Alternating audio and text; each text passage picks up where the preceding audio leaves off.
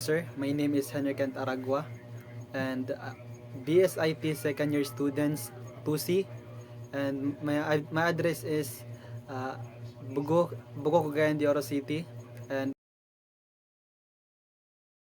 my self description, sir, is kanang kind people and hardworking, tapos usapan ka ng patient, sir.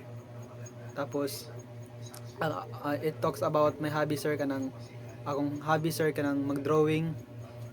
If na ako'y mga free time or na ako'y problem, ako lang siyang i-drawing ng dayon.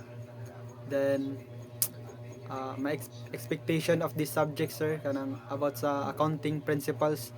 So ang ako ang expectation na, sir, is kanang mag learn about financial statements and tax laws.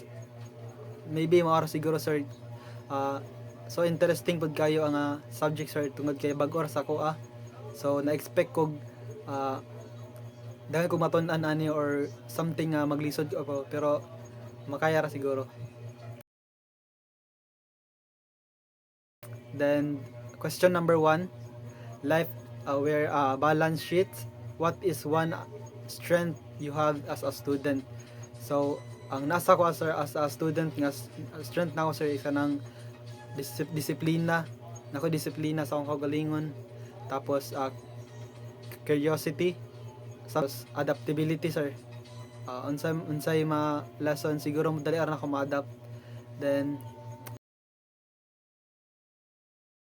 what is one reliability, something you have to improve as a student? So para sa ako, sir, ang gusto na ko ma-improve sa akong kaugalingon as a student is time management. Kay di ako ga-struggle, sir, samot na kay kanang usahay dili na ako ma-manage sakto nga ako ang mga assignment or activities nga ipabuhat.